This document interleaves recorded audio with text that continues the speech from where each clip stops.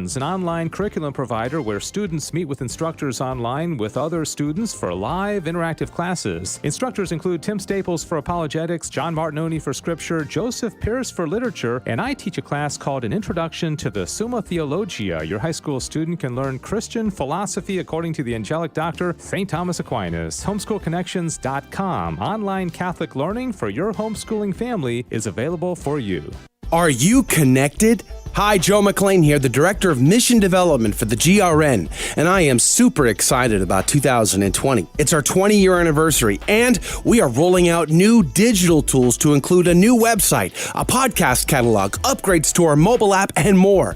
A great way for you to stay up to date and connected is by joining the GRN text list. You can do that today for free at grnonline.com/text.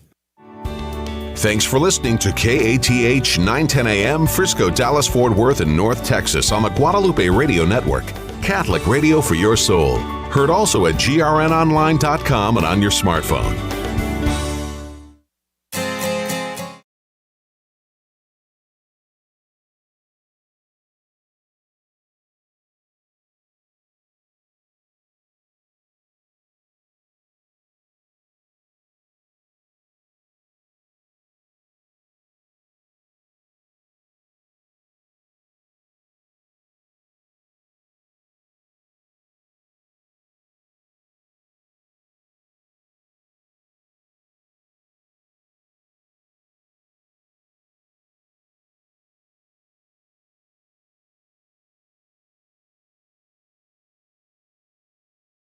And welcome to this first ever fully across the Guadalupe Radio Network episode of Back to the Father. You've probably heard the promos, and hopefully you've been excited to get digging into the Summa Theologica with us. And so welcome. So glad you're with us. We are live across the radio, and also we are on all of our social media platforms as well. So if you go to Facebook or YouTube or Twitter, and just do a search for Guadalupe Radio Network or GRN Online, I think you're going to find us, and you can see how it looks behind the scenes. And also, one other thing before I introduce the wonderful ladies who are helping me with this program, this is an interactive program, okay? We want your feedback, whether it's by calling in, the phone number 877-757-9424, or whether you want to comment on one of the social media platforms as well. So what it's all about, as you just heard in the intro, is that this isn't a show about Thomas Aquinas, although we're using his teachings. This is a show about our journey to the Father, and that's why we call it Back to the Father, and you're going to learn a lot. This is a show about our journey of life and how it can be an exciting and exhilarating journey to the Father, and how learning the Summa Theologica can make all the difference in that. So that's just kind of the bird's eye view of what we're going to be doing, and we'll be every week. The other thing I'll tell you is that we're on across the network right now, and it's 2 o'clock Central, 3 o'clock Eastern Time. But as of next week, we are changing our time on you, and it's going to start being at 4 o'clock Central, okay? So don't get too locked in to this time. All right, with no further ado, let me introduce you to a somewhat nervous-looking and wondering what did she get herself into. I've been wondering that for a long time. Sissel Anderson, how are you? I'm doing pretty well. It's exciting to be on the air at 2 o'clock in the afternoon, normally in the morning. And man, this is great. I know. We had the whole day to prepare for this. I know. We're actually awake. I mean, what is this? All right. So Sissel was approached a couple of months ago, and I said, hey, we're going to do a show based on the teachings of the Summa Theologica. And I would like you to be my co-host, okay? Now, Sissel has not studied the Summa, but that's the good thing because she's in the position of most of you out there in the audience, okay? You might have a PhD in philosophy, and you may know 10 times more than me, and that's great. We want you to listen. You can correct me if you want. But Sissel stands in as the typical listener who has a curiosity. Now, you're a convert, right? I am. I think this Easter it's going to be 5 years. I've been Catholic, so... Yeah. Give me some slack, everybody. And you said you had never heard of Thomas Aquinas until you met me, and then you never stopped hearing about it, right? No, I've learned a lot even though I know scratch the surface barely of the Summa, but you know. Well, we're going to do more than scratch the surface, okay? And I will say, I got a call the other day from a gentleman, and he was so excited about this program starting, awesome. And he was like, what articles, what questions are you going to be talking about the first show? We're actually not going to dig in yet. I want to give you an introduction to Thomas Aquinas. That would be helpful. Why we called it the name we did. I've already kind of told you a little bit about that. And also, the main things I want to accomplish in this hour is I want to explain why did Thomas Aquinas write the Summa. This is my opinion, but I think I'm right. And also, why should you devote an hour a week to learning from St. Thomas Aquinas? Okay, those are the two things. I also want to let you know that we, as I said before, we're on all the social media platforms. I want to thank Diane Xavier because Diane is doing double duty. She has set up all the social media platforms, YouTube and Twitter and Facebook. And again, just search Guadalupe Radio Network, go on. Sissel will be monitoring comments on social media. And we did this about a month ago and had really good response. A lot of questions, a lot of comments. And so we definitely don't think you're bugging us, okay, to call in or comment on social media because we do want to hear from you. So thanks to Diane for setting all this up. Again, the phone number, 877-757-9424, 877-757-9424. All right, so here's the thing. If you're a typical Catholic radio listener, you've been listening for a year or 10 years or 20 years, and you keep hearing hosts talk about Aquinas. And when it comes to this moral issue or this teaching of the church, or what does the church teach about justification, and they're saying, well, Aquinas says this, Aquinas said that. Well, Aquinas lived about 700-800 years ago. And when I first got into radio and I started hearing everybody referring to Aquinas, I thought, I've got to read this guy. So I went to the store, you know the story, and I went to a local Catholic bookstore in Dallas, and I said, I want to buy the Summa. And I bought it. It's 5 volumes. It's really big. In fact, I'll show you a picture of it here. If you're looking at our social media platforms, I'll show you a picture of what it looks like. That's volume 1. It's real big. And I started reading it. To a Catholic store and just asked to buy the Summa. I mean, I bet that was one of the first times I'd ever heard that. Let me just get the whole Summa. They're like, are you taking class? They had to dust it off. I just want to read it. Yeah, but I knew that I was going to read the whole thing. And I did. And it absolutely changed my life. And it gave me a different perspective, a different lens. I don't know if you've ever had an experience in your life where you at one point thought of life one way, and then something happened, and you began to see life differently. And my first thought was, I want to teach my kids this because I think as complicated as people think the Summa is, there's a simplicity about it that I find very attractive. And so I invite you to join me, and hopefully it'll change your life a bit as well. So again, the two things I want to stress today is why did Thomas Aquinas write it? And also, why should you spend an hour a week learning it? Now, Sissel thinks I should give homework. Didn't you say that? Homework to the listeners, not to me. Just want to clarify that. You want to be exempt from the homework, exactly. Right? That would be lovely. No, I mean, hey, I think if anyone is encouraged to go read up from the Summa themselves on anything we talk about, I think that'd be great. Yeah. So there's going to be optional homework that we can give you, and it's not mandatory. But if you want to do it, you can. In fact, I'm going to probably dig into the first article of the Summa. The Summa is big, as I mentioned, 631 questions, 3,000 articles, 10,000 objections How many and answers. words? So basically, how many words? That's a good question. As long as we don't get kicked off, we've got a lot of material for a lot of shows for the Summa, okay? So let me first off say that, and if you're watching on the social media platforms, I put a picture of St. Thomas Aquinas up there. And oftentimes people will think of the Summa as really abstract and deep. And, of course, it's very philosophical, and it can be challenging to read. And I have this image of St. Thomas Aquinas up looking very serious. I think I mentioned this on the show we did a month ago. I can't imagine Thomas being a stodgy, fuddy-dud kind of guy because of what he writes about and how he must have had an incredible passion for God. And I just can't imagine that would be the case. I think he would have been the most excitable guy. Sissel may have told you about a old Dominican priest friend of mine, Father Edward Robinson, who I know, and he was in his 90s, and I used to go and just sit by his side and study and ask him about Aquinas, and he was one of the most joyful men, and he would always notice nature, and he'd say, David, did you see the sunrise today? Did you see that fox that crossed the path? And he had a spirituality of awareness. Wow. And I think Aquinas certainly would have had that as well. All right, a little bit of background. Do you remember anything about Aquinas that we talked about? That was a month ago. Yeah, and a lot has happened in a month. A lot hasn't has it? happened in a month. Well, let's see. He wrote the Summa. No, Okay, that's a good start. so he was a Dominican. Is that correct? He's Dominican priest. Dominican priest. And let's see. He's a doctor of the church. Do you remember that much? I'm trying to remember. Didn't he have a funny nickname? The dumb ox. Yeah, the dumb ox. Yeah, he Yeah. had a funny nickname. Yeah, dumb ox, which you think of St. Thomas Aquinas, you're not sitting there going, the dumb ox. You don't think of dumb. Because his fellow students, when he was in college, probably at the University of Paris, he didn't talk a lot. He was a quiet guy. He was, the guy that dumb in the sense of he didn't speak much. He was kind of probably always thinking about things, and so they called him the dumb ox. But lesson learned. Be careful about who you call dumb.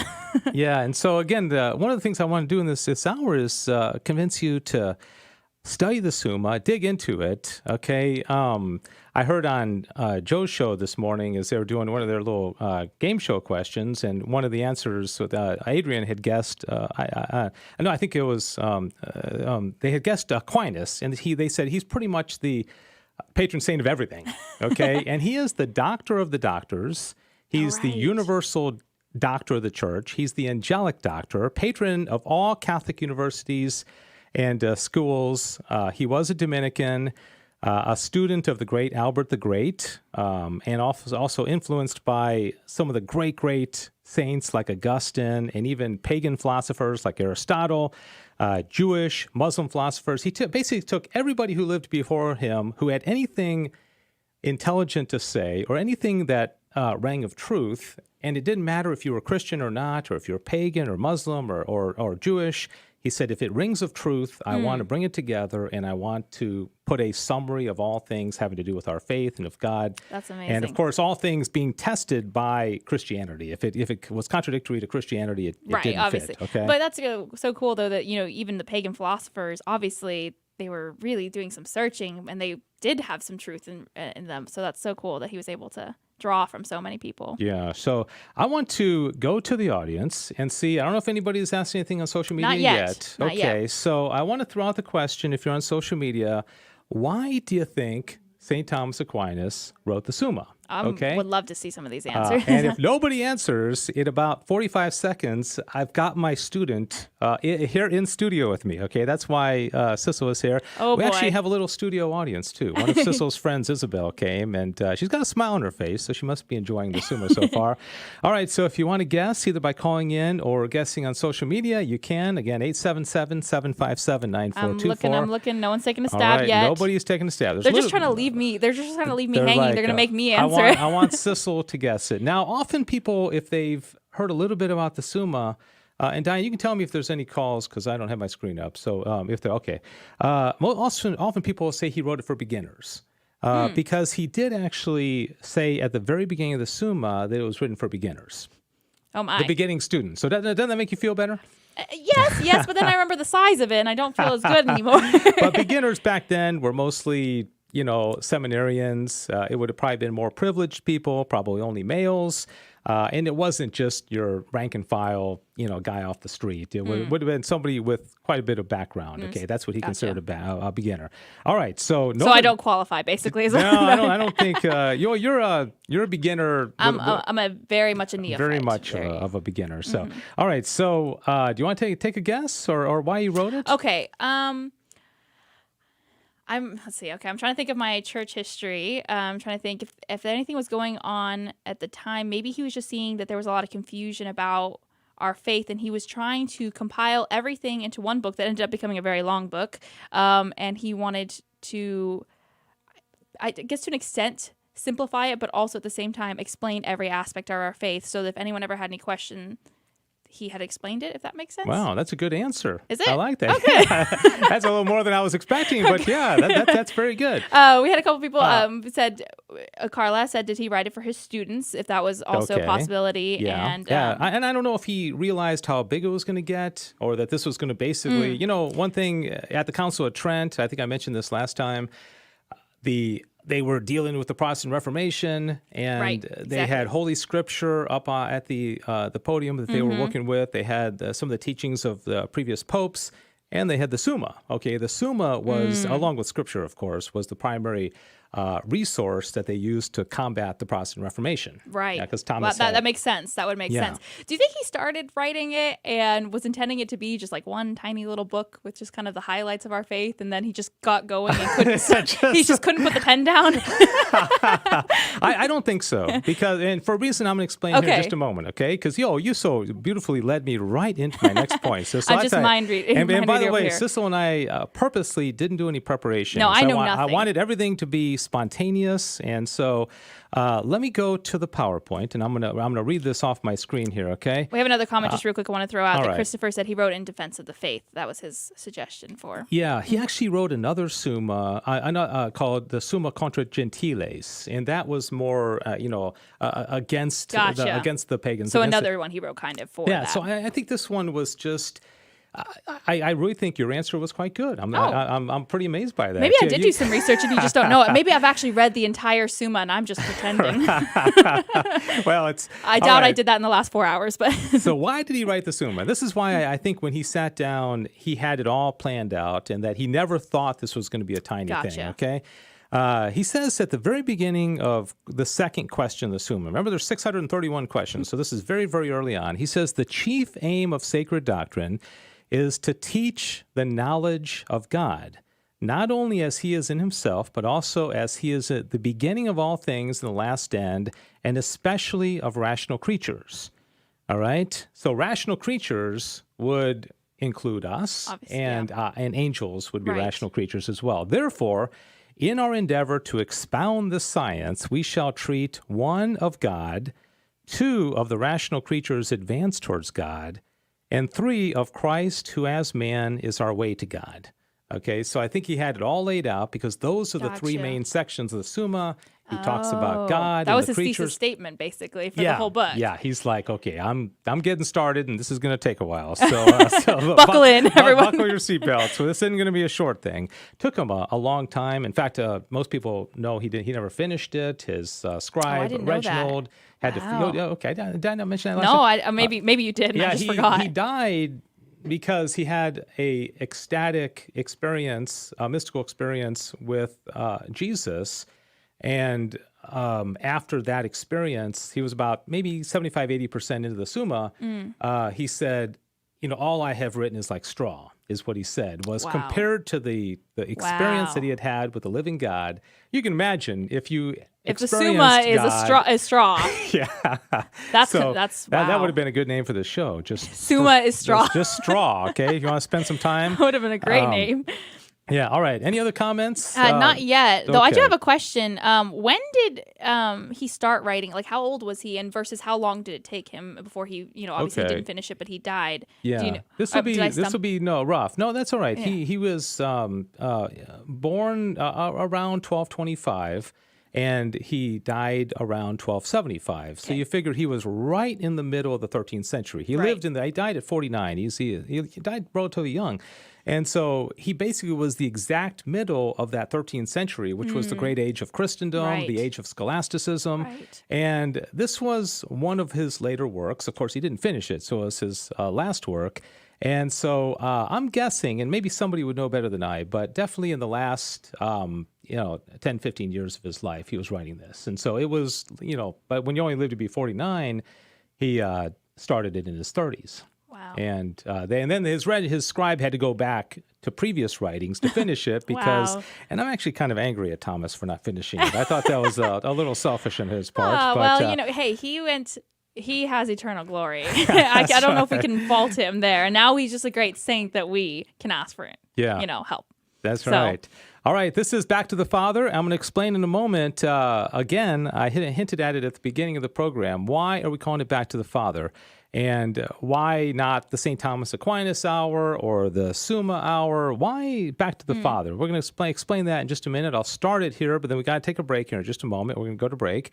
And back to the Father, because as he said a moment ago in that quote from the first part of the second question, is that we have to realize that we were created by God and we're heading back to God. And our life is an exciting journey from God to God. And I'll give you an image in a moment that I think really exemplifies that quite well.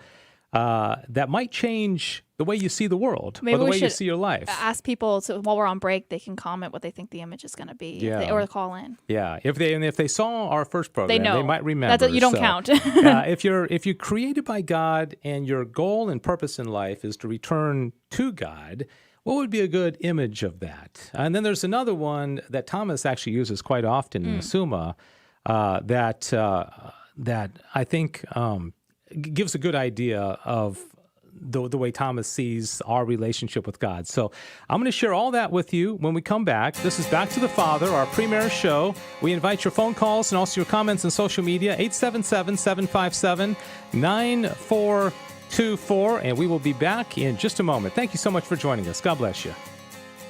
We'll be back with more of Back to the Father after this. Please join the conversation by calling 877-757-9424 or join us on Facebook, YouTube, or Twitter.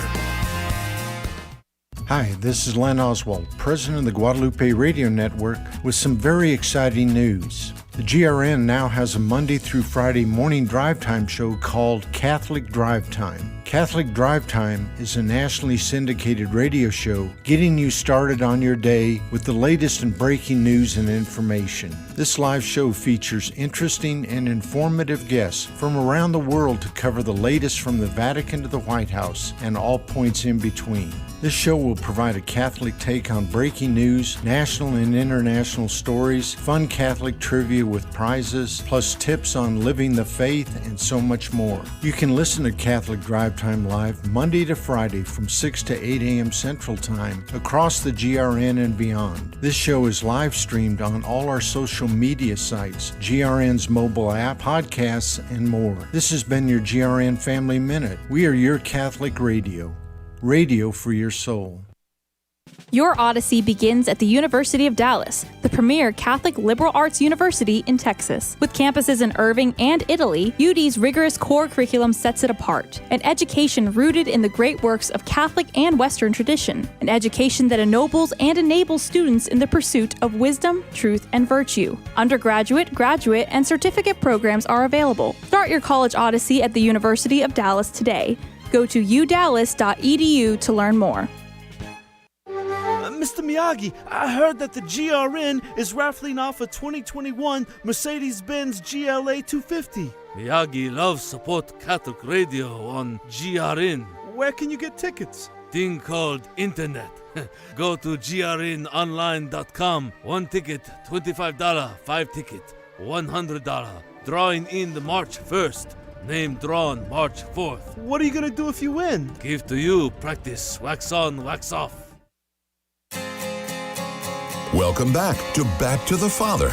To join the conversation, call 877-757-9424. And please join us on Facebook, YouTube, or Twitter. All right, we are back, and this is Back to the Father, our premier show across the Guadalupe Radio Network, where we are talking about the Summa Theologica and St. Thomas Aquinas. But more importantly, we're talking about the exhilarating journey of life back to the Father. And my name is Dave Palmer, and Sissel Anderson is over there. How you doing, Sissel? You feeling all right? So far, so good. I mean, I'm still a little worried that you are going to pull out a quiz on me or something. Well, you've already asked me things about our first, our social media premiere we had a month ago, and I realized how much I forgot over the holidays, which is great. That's why we got to kind of, rehash a little bit of it, and you can't remember everything. And Diane Xavier is answering phone calls. In fact, if you want to call in, we already had somebody I guess, ask on social media, like, am I allowed to call in? Yes, of course you're. And this is like Yes. a former, I believe, somebody who had spent time in seminary at a Dominican seminary. And so, boy, I tell you, if you have a Dominican background, you are more than invited to call in. 877-757-9424, 877-757-9424.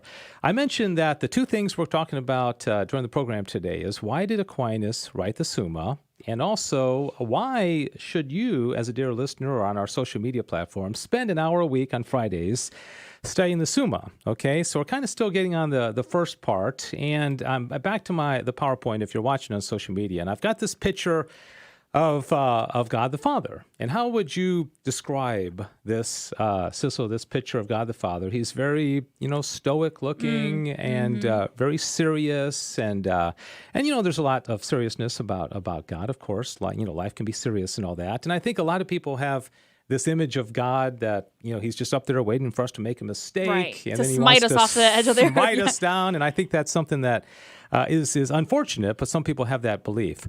I showed this last time, and I want to do this again. And this is a beautiful image from Michelangelo called the Creation of Adam.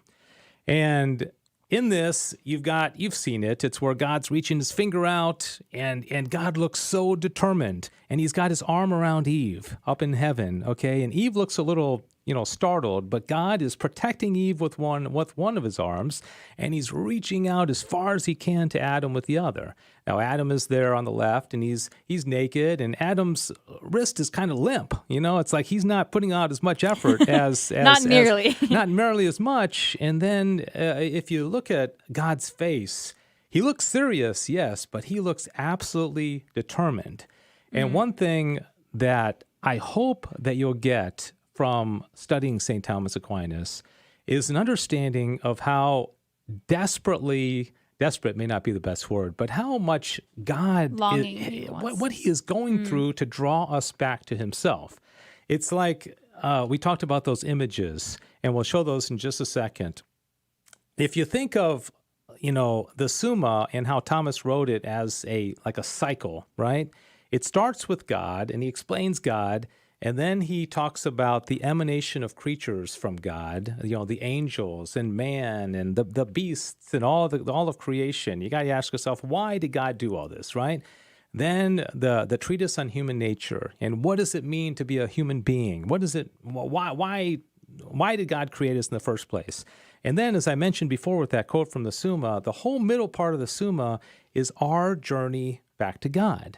Okay, and and getting back to that image of the creation of Adam, God has provided so many ways and helps for us to get back to him, through the sacraments, through the gifts of the Holy Spirit, through the outpouring of his grace, and just he's directing us right back to him. And the only thing he could do to make it easier is to not give us free will. So if he said like, I'm just going to force you back to me, okay, but you can't do that because then there's no love, right? And Indeed. then we're just robots, Right. all right. So you might remember the images that I used. Anybody take any guesses at it as far as on social media platforms? No one's commented Okay. any. No, All I don't right. think so. I don't know. Did we have a caller though? Or no? No. Oh, we I don't. think Okay. Diane was talking to somebody. But okay, so the images I want you to keep in mind is, first of all, an archer.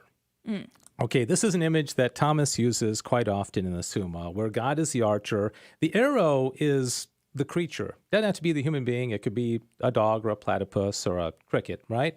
And the target is their end. And so God kind of shoots the arrow, and it's directed to its final end, right? Now, the human being is the only one that can say, I don't think I'm going to go to that arrow. The dog or the cat or the platypus or the armadillo, they always hit their end, okay? But their end isn't supernatural, right? Right. Okay, so with us, we complicate things because God said, I'm going to give you free will, but that means that, I'm going to shoot the arrow, but you may not get there, but it's not going to be my fault because I'm doing everything I can to get you there.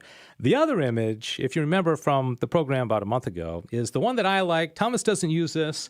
This is the boomerang. And I like this one better. I don't know if boomerangs existed. Yeah, I was just wondering that. Did boomerangs exist when St. Thomas? Maybe he just never had one as a kid. And so I bet if he if he had known about it, he definitely would have used a boomerang because I think it's a perfect analogy. Yeah. So imagine the boomerang. Okay, you throw the boomerang and it goes out, and then if it operates properly, it's going to come right back Properly to is the the key word. to the one. Yeah, if it operates properly, it's gonna come right back to where it is. So God could have created the perfect boomerang that every single time, 100% of the time, he throws it up and it comes right back to him every single time without fail. But he didn't do that. He allowed the boomerang, so to speak, to have free will, and so. As you know, those boomerangs are pretty tricky, and sometimes I've never they don't come back. successfully thrown one. I'm I not know. gonna lie. So that's a pretty good image that you can use. Okay, and all right, we have a phone caller here on It's Back to exciting. the Father. Again, if you're tuning in and thinking, what is going on? What is this show? This is a new program. I'm Dave Palmer. Sissel Anderson Hello. is our student of the Summa Theologica, and Diane Xavier is running the board flawlessly today. And we have our first ever call on the program. I'm so delighted. It is Adrian. Am I able to put him on? I seem to be having a problem. Okay, there we are. Adrian, how you doing? Good afternoon. Is Good it on? afternoon. How you doing? Hey, Hi. this is the brightest Thomistic scholar out there listening, I'm sure, right? Do you want to out yourself, because you're just not any Adrian. You are the Adrian of The Catholic Drive Adrian. Time, right? Hey, Adrian. Yes, I'm the producer for the Catholic Drive Time show and the 6 to 8 a.m. show every Monday through Friday. Yes, sir. And I love that show, by the way. I wake up Awesome. to Thank it. you very much. I love your show. So, did you want to make a comment or a question? Because I know you have studied Aquinas. You wrote a great paper, which I was reading over the Christmas break that you sent to me about Aquinas and why he's so significant. But anyways, what would you like to say? I was just I was listening to the show, and I'm a little bit behind. I'm about a couple minutes behind y'all in terms of being live. But I really enjoyed hearing you talk about the reason why Thomas wrote the Summa. I was really loved how St. Thomas, whenever he wrote the Summa, it was so dense, because even though it was made for the beginners and for his students, his students thought it was so difficult that one of them, Brother Reginald, asked him, "Hey, can you make a shorter, easier version?" Oh my goodness. So he wrote a shorter Summa. So you can actually get a shorter Summa by Thomas Aquinas. Would that be the Oh. Summa of the Summa Theologian? Well, that's a And Peter, that's another book. yeah, Peter Kraft, right? Oh, did he actually? Oh, Yes, that's sir. so cool. Yeah, Peter Kraft. I wish I had thought of that one. It's kind of a no-brainer. A Yeah, Summa the Summa. that was just waiting to happen. Yeah, Dr. Peter Kraft is a great Thomist, and he wrote the Summa the Summa. A lot of it is the Summa, but then he does footnotes where he explains it. I highly recommend it. I don't know, Adrian, you can comment, but my favorite book on Aquinas is The Dumb Ox by G.K. Chesterton. You've likely read that, haven't you? Yes, sir, I have. The Dumb Ox by G.K. Chesterton is probably the best, in my opinion, biography of Thomas. But usually whenever people ask me for a recommendation for getting into the philosophy of Thomas, usually I recommend Aquinas by Edward Fazer. Yeah. That's a little headier, right? A little deeper. More philosophical. Yeah, and The Dumb Ox is very biographical, and then of course you have the wonderful prose of G.K. Chesterton. So yeah, that's awesome. great. I didn't know that both Dr. Peter Kraft and G.K. Chesterton wrote on St. Thomas Aquinas. I'm very excited to learn this. I love both those authors. Different kind of books, though. Peter Kraft. Sure. Of course, Peter Kraft has written like 100 books. yeah, He's written on it's everything, true. but he's definitely a Thomist. As are a lot of the people. Bishop Robert Barron considers himself a very strong Thomist, and a lot of course, popes have spoken so highly. I don't think we're going to get to in this program, but I've got some comments from popes of the past, including the pope that canonized Thomas Aquinas, basically saying, everybody, please study him. It's very important. All right, anything else, Adrian? I appreciate you being the first caller. Now we've broken the ice, and people can say, okay, if Adrian can do it, I can do it. absolutely, everybody should call in and get some great questions, get some awesome answers from Dave. It's gonna be great. super excited to hear the rest of the show. Yeah. Well, thanks so much. And just an opportunity also to remind you, you got this great program that runs 6 to 8 o'clock every Monday through Friday called Catholic Drive Time. I wake up to it as I'm cooking breakfast for my son. I've got my phone there in the kitchen listening to it. And you guys are hitting some tough topics, and you're hitting on all the right points. And so for you and Joe and Emily, thanks for what you're doing, and appreciate you listening in, Adrian. So call back anytime, okay? Correct my mistakes. Sure, thank you. God bless. Okay. Thanks so much. All right, let me get back to the second question I want to address in this preliminary show, and that has to do with why you should spend an hour a week with me and Sissel and Diane and our studio audience studying the Summa Theologica. And as I mentioned, life is a journey, and each of us has a certain disposition. I remember I went to a job interview one time, and the guys made a comment that I'll never forget. And he said, just talking about, you're taking advantage of the greatness of life. And he said, this isn't a dress rehearsal. He said, this is the real thing. Life is not a dress rehearsal. This is it. Ooh, all right. That can hit home. we got one chance at it. And you can either, drudge your way through life and, it's horrible. And we have a lot of things in 2021 to complain about. And last year was a challenging year. Or you can live life focused on our Heavenly Father, our end. And I'll tell you what, it makes such a difference. It is so exciting. There is a psalm, and I'm going to put this up on the screen if you happen to be watching on the social media. It's Psalm 63, and it says, "You, God, are my God. Earnestly I seek you. I thirst for you. My whole being longs for you. In a dry and parched land where there is no water, I have seen you in the sanctuary, and behold your power and your glory. Because your love is better than life, my lips will glorify you. I will praise you as long as I live, and in your name I will lift up my hands." When I read that, I was like, that's how I want to live. I want to live and wake up every single morning intentionally. Do you remember, you may be too young for this, Sissel, but do you remember the book called A Purpose-Driven Life? Does that ring a bell? You youngsters. I'm sorry. My age is showing. Anybody over 40 years old right now is saying, yeah, of course. This guy, Pastor Rick Warren, about 15, maybe 20 years ago. You guys were probably in diapers, but he wrote this book called The Purpose-Driven Life, and it was humongously popular, okay? And basically, he's a Christian pastor. He's not Catholic, but he just wrote about having a purpose in our life, living for purpose. This is the impact that the Summa had on me, because when I realized, that's what and again, I digress, but the thing I mainly hate about something like Marxism is that Marxism is all about this temporal life. Oh, yeah, okay? absolutely. You live your 60, 70, 80 years, and that's it. Okay, you try to soak up everything you can during this life. That's not the Summa. The Summa is you're focusing on the end. You're focusing on eternity with God the Father, which is going to be beyond anything we can ever imagine. And that actually makes this life, these 60, 70, 80 years, much more exciting. Right. They're more fulfilling ultimately because, Yeah, and it's an amazing journey. And so that's why I think rather than saying, I can't study the Summa, I don't always recommend everybody dig in and read the Summa because it might not, just the way Thomas writes, but definitely, I think everybody needs to study it, and however you possibly can. There's a lot of other ways, even beyond this program, that you can study it. But if this is the way you want to study it, you certainly can. All right, so that's the positive approach of why to study the Summa, because I think it's gonna. Is positive gonna follow with a negative? Yeah. Oh. Well, there's not a negative, but more. Okay. Well, you'll see what I'm talking about. I wasn't expecting that. No. Okay. So it can be life-changing. It can change your attitude. I'm a morning person. I do typically wake up in the morning and just say, like, I'm glad I'm alive. I'm excited that there's a new day, but different personality than me. This is really good. You take a little while to get going in the morning? Yes. Okay. Once I'm out of bed, I'm fine, but it's like getting out of bed that's a struggle sometimes. Yeah. But yeah. Yeah. All right. Working on it. Maybe St. Thomas can help me with this, right?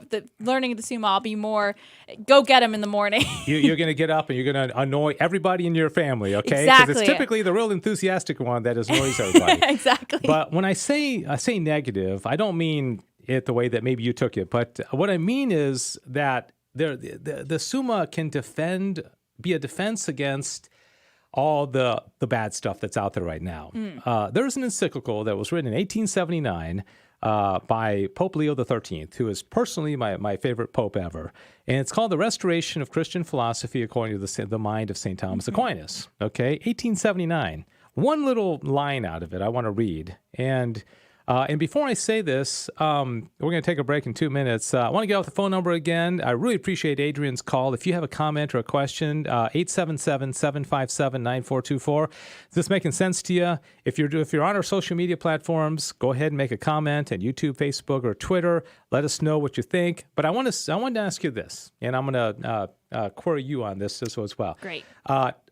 Leo XIII said in his encyclical Eterni Patris, which interestingly means eternal Father, if anyone look carefully at the bitterness of our times, and he consider earnestly the cause of these things, the cause he will find to consist in this: evil teaching about human and divine has come forth from the school of philosophers. So Leo XIII in 1879, and this was all about studying Aquinas. That's the whole purpose of this encyclical, is he's saying everybody, especially in Catholic schools, Catholic universities, we need to get back to studying Thomas Aquinas. So he didn't say, and I'm being facetious here, that it was the internet or Hollywood or, Right. VH1, which or TikTok, because of course none of those existed, or even magazines. There were magazines, there were no movies. Sure. But philosophers. So my question, I'll ask you, and I'm also going to ask the dear listeners out there, who was he concerned about? Who were some of these philosophers? I'll give you a list of who I think he had in mind. 1879. Who were these philosophers that Leo XIII is raising the alarm about and saying, you know what? The world is going nutty because we have bad philosophy that has infiltrated schools, it's infiltrated universities, it's infiltrated newspapers, and the general, populace. And what was Leo XIII's solution? Get back to Aquinas, okay? And what's Aquinas' mission? Get us to the Father, okay? So this is not about Aquinas. This is about God. And this is about living a life laser-focused on our final end, getting us back to the Father, okay? So I throw that out to you. Social media, call up. Who was he concerned about? Who are some of these philosophers or maybe errant theologians that Leo XIII was concerned about in 1879? I know Adrian right now is like, this one and this one and this one, but I can't call back. I've already called in. 877-757-9424. Are we going to break, Diane? Okay, 877-757-9424. I'll let you know some of the ones he was concerned about. And we'll also hear from you, hopefully, when we come back after this break. This is Back to the Father on the Guadalupe Radio Network. We'll be back with more of Back to the Father after this. Please join the conversation by calling 877-757-9424 or join us on Facebook, YouTube, or Twitter. Instead of fighting the crowds, isn't it so much easier to hop online and do your shopping in the comfort of your own home? Did you know that you can help the Guadalupe Radio Network when you shop online? All you need to do is shop on Amazon Smile and 0.5% of your purchase goes to the GRN. Just go to amazonsmile.com and select La Promesa Foundation as your nonprofit of choice. La Promesa is the parent company of Guadalupe Radio. It's that simple to give a little extra help to the Guadalupe Radio Network. Can you tell me the Three Little Pigs story? Three little pigs were listening to Catholic radio on the GRN and heard that the GRN was raffling off a 2021 Mercedes-Benz GLA 250. So they went to grnonline.com, bought 5 tickets for $100, and waited for their name to be drawn at the end. So, who's your favorite GRN station manager? I like them all, but especially Joe McClain. Confessions at 5. I don't know why I turned on my radio, because I've kept my radio off for years, because there's so much trash. And once I turned it on, I was absolutely hooked. I actually was gone from the Catholic Church for 35 years. I want to get to heaven. I don't know if I will. I worry about it. But I not only want to get to heaven at the moment of my death, I want to find as much heaven as possible here on earth. I love the shows with the Catholic apologist. I love the shows with the sort of day-to-day psychologist, Greg and Lisa Popchak. I love hearing not just of other people's problems who call in, but I love getting the Catholic take on how to deal with day-to-day reality. If your purpose in life is to find God, not just here, but after you die, then living out that purpose is going to color absolutely everything you do. The Guadalupe Radio Network, radio for your soul. Welcome back to the Father. To join the conversation, call 877-757-9424. And please join us on Facebook, YouTube, or Twitter. All right, we are back. Final segment. Boy, it went by so fast, hasn't it? This is Back to the Father, about our journey of life, focused on our final end. Our final end is beatitude, God willing, and with God's grace, if we get there. And beatitude is our Heavenly Father. We are trying to get back to the Father, and that's what makes life so exciting. Okay, so when we left you, I had posed a question to you, our dear listeners and viewers, and to Sissel, who cannot escape. She cannot turn this off. She's our captive student. I am. And doing a great job, by the thank way. you. Thank you. Stellar job. And I said that Leo XIII in 1879 wrote Aeterni Patris, a restoration of Christian philosophy according to the mind of St. Thomas Aquinas. And he said the world, even back then, had gone off track. And he was sending up a warning and saying, you know what? The problem is we've got bad philosophy that has invaded our culture and our schools and our media, because, yes, they did have media back then. And he thought the solution was we need to return to studying Thomistic philosophy, and that's what the whole encyclical was about. All right, so I asked you guys, hey, who were some of these philosophers that he was concerned about? Did we get any guesses? Oh, we did. So Louise commented on Facebook and said Aristotle and Descartes. Those are the two that she guessed. Adrian guessed the Enlightenment philosophers. Okay. And those are the two that we got. My guess, well, I was just thinking about the time period that was written. It was 1879, right? That the encyclical was written. I'm thinking Karl Marx was probably one of those. I have actually an image up on the screen here, and there's about 10 of them. One of them lived much later than Leo XIII, so he doesn't count. Jean-Paul Sartre there, showing smoking the cigar. But Karl Marx is definitely one of them, because he would have been definitely on the radar of I believe Leo XIII, and René Descartes certainly. Okay, René Descartes was basically the father of modern philosophy, and when he said, "I think, therefore I am," yes, that was problematic. That was problematic, and he was a Catholic, just a little bit. Yeah, and he was a Catholic. Okay, so the other ones that I have up now, she mentioned Aristotle. Aquinas loved Aristotle. Now, of course, Aristotle wasn't a Christian because he lived 300 years before Christ. And so he's got a really good excuse for not being a Christian, right? He was a pagan philosopher, but absolutely brilliant. He was a student of Plato, right? He began the Lyceum, which was a school there in Greece. And Thomas loved Aristotle. So he would not have considered Aristotle to be a problem, but more of part of the solution to the issue. And Thomas was able to marry Christianity and pagan philosophy and the good stuff from Jewish philosophers and Muslim philosophers, as I mentioned. Some of the other ones that I thought, and this isn't an exhaustive list, but Rousseau, Immanuel Kant, is definitely Auguste Comte, who was problematic. Even William of Ockham. William of Ockham was a proponent of something called nominalism. He lived like a century after Aquinas. And again, I'm not an expert on these, but we can eventually we might have some experts come in and talk about some of these errant philosophies and how Thomas combated them. Hegel, Hegel was an issue. Feuerbach, Nietzsche. Okay, everybody's heard of Nietzsche, right? Nietzsche was an atheist. He did not like Christianity. Let me see if I got everybody covered. Okay, as far as the ones that I have on the screen, I mentioned Rousseau. All right, so a couple of these lived after or at the time of Leo the 13th, but again, he sees problems, and he says, what do we need to do? We need to get back to some solid philosophy. And I think that's what perhaps in 2021 we need a lot. It's even more true that we need it now. Yeah. Yeah, definitely. So as we close out the show, now there was a question that somebody asked as well, right? Luis also earlier had asked about, she says she has a copy of the shorter Summa, and she asks, is that a version that's easier to understand? It's printed by Sophia Press. Mm-hmm. Yeah, I think that's great. Okay.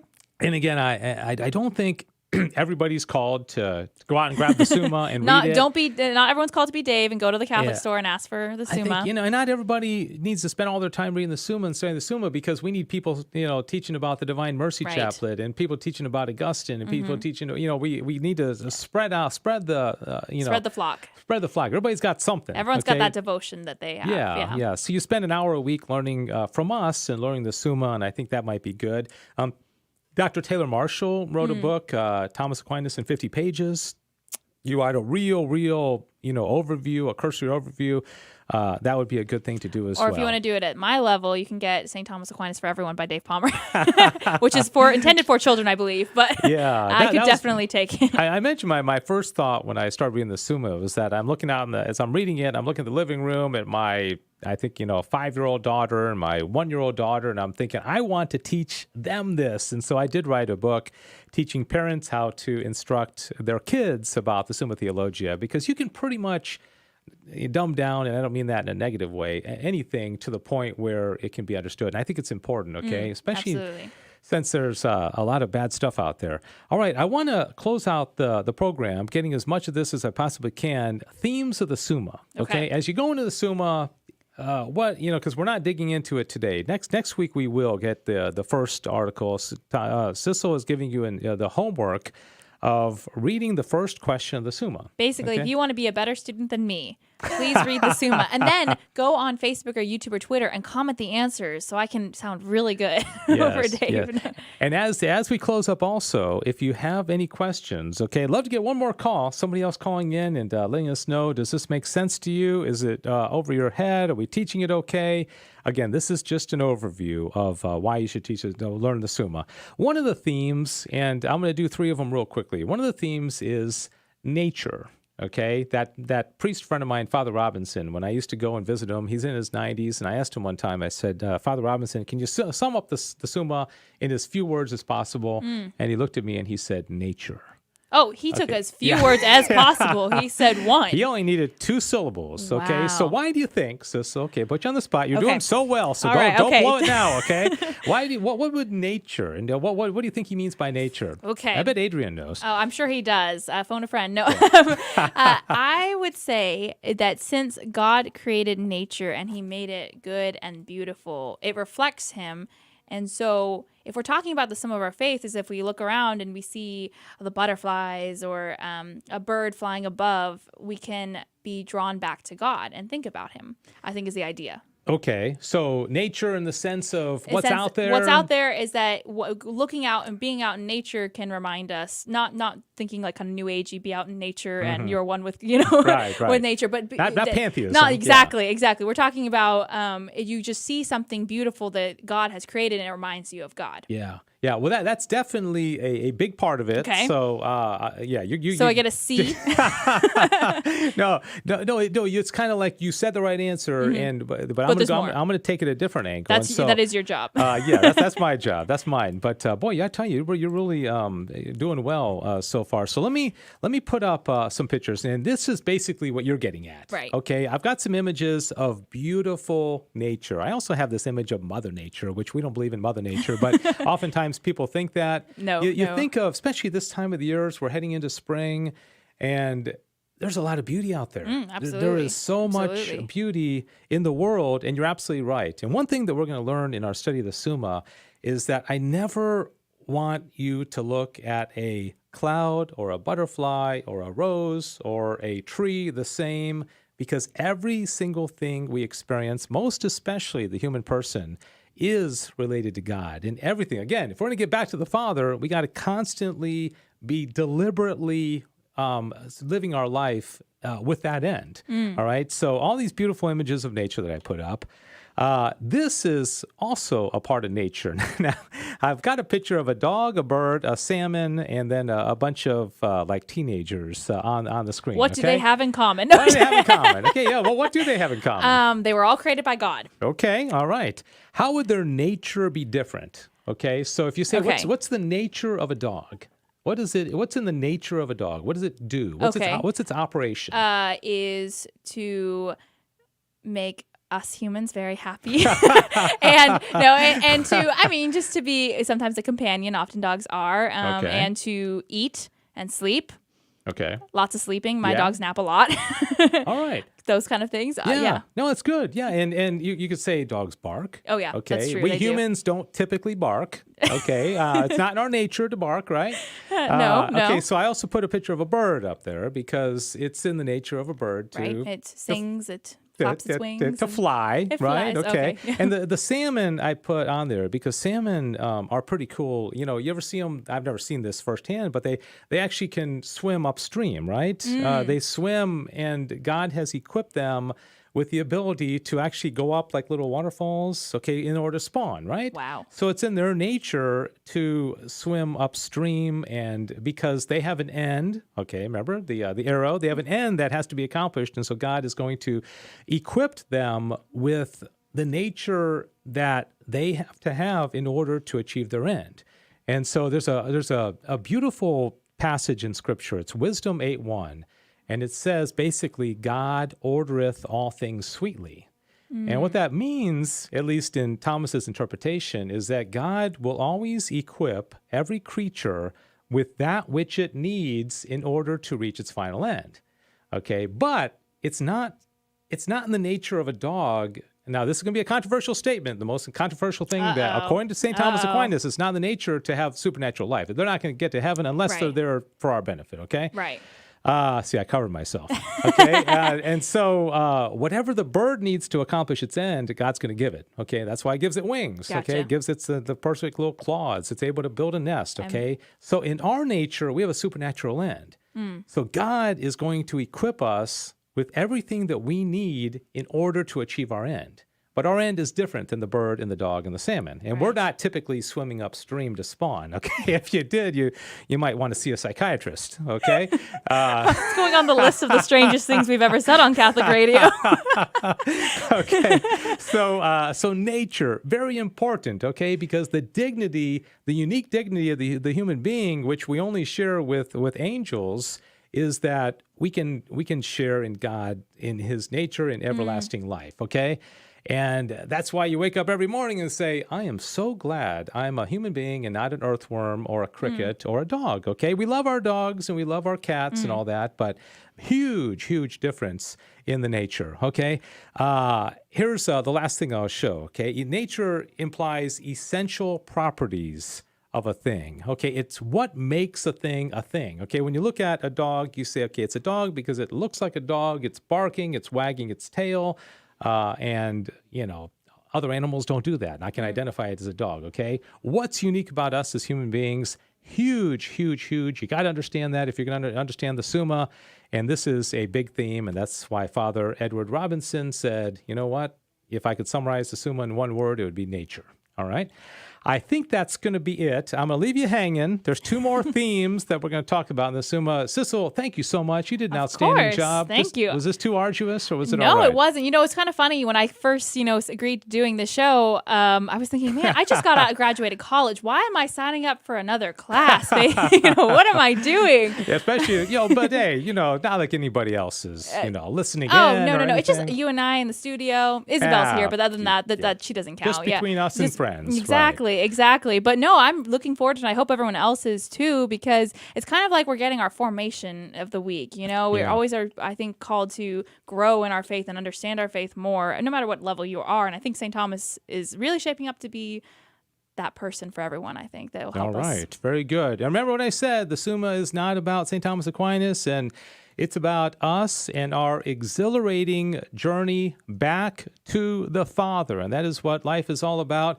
God has given us everything we need to make this a successful journey of life, and he has surrounded us with beauty and goodness, and also our fellow human beings are so close to God. It's one of the closest things we can get to God, so we got to respect and love everybody, okay? We'll see you next week, 4 o'clock Friday, for the next Back to the Father. Thank you to Diane Xavier and also to our studio audience, behaving so well. And we'll see you next week. Thanks so much for watching and listening. We'll see you.